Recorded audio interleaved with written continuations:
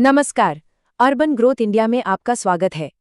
नागपुर के बिल्कुल बीचों बीच एक इमारत खड़ी है। वैसे तो इसका असली नाम है पूनम टावर, लेकिन शहर के लोग इसे बाटा बिल्डिंग के नाम से ही जानते हैं। कई सालों से ये इमारत बस यूं ही अधूरी खड़ी है। आज हम इसके पीछे की असली कहानी समझेंगे, वो भी सीधे एक बिल्डर के नजरिए से। अब देखिए, इसके पीछे एक वजह जो बताई जाती है वो ये है कि पिछले 8 सालों से सरकार इस इमारत को खरीदने की सोच रही थी। यहाँ पर एक सरकारी सचिवालय बनाने का प्लान था और बस इसी प्लान की वजह से इमारत का सारा काम रुक गया। खैर, अब मुख्यमंत्री जी ने जबानी तौर पर तो कह दिया है कि वो ये इमारत नहीं लेंगे, लेकिन ऑफिशियल तौर पर कागज पे अभी तक कुछ नहीं आया है। तो ये तो हुई कहानी की एक साइड। अब जरा कहानी का दूसरा पहलू भी देखते हैं, जो हमें सीधे बिल्डर एन कुमार से पता चलता है। देखिए, एक आम गलतफहमी है कि ये जमीन लीज पर है, यानी भाड़े पर ली हुई है, लेकिन बिल्डर एन कुमार साफ साफ बताते हैं कि ये उनकी खुद की मिल्कियत वाली जमीन है, जिसे उन्होंने बाकायदा पैसे देकर खरीदा है।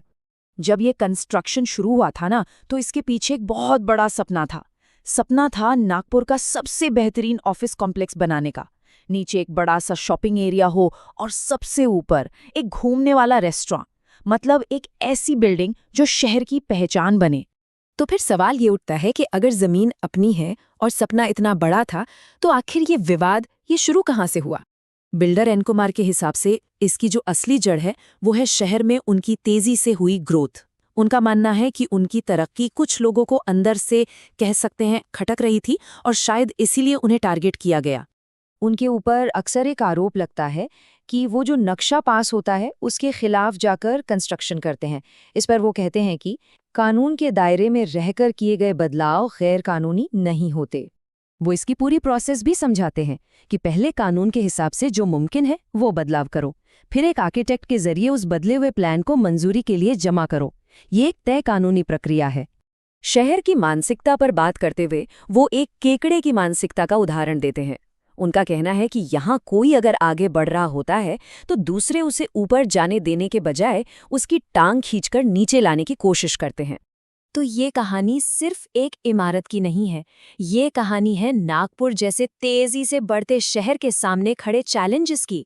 एन कुमार ये भी बताते हैं कि एक वक्त था जब नागपुर और विदर्भ पर ज्यादा ध्यान नहीं दिया जाता था, लेकिन उनके मुताबिक अब गडकरी जी और फडणवीस जी जैसे नेताओं की वजह से शहर का भविष्य काफी उज्जवल दिख रहा है।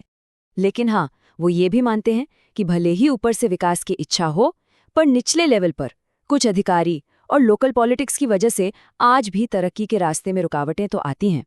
तो अब सवाल ये है कि इस इमारत का भविष्य क्या है? बिल्डर का आगे का प्लान क्या है?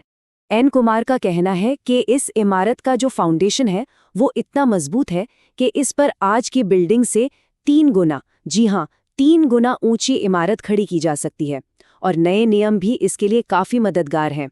उनका संदेश बिल्कुल साफ है, अगर कामयाब होना है तो जिद और लगन बहुत जरूरी है। मुश्किलें तो आएंगी, पर अगर आप अड़ा रहे तो अपनी मंजिल तक जरूर पहुंचेंगे। इस पूरी बातचीत से एक बात तो साफ समझ आती है, अगर शहर किस दिशा में बढ़ रहा है ये समझ लिया जाए तो हमारे बड़े फैसले गलत नहीं होते। शहर के विकास से जुड़ी ऐसी ही भरोसेमंद जानकारी के लिए अर्बन ग्रोथ इंडिया चैनल को सब्सक्राइब करके रखें। धन्यवाद।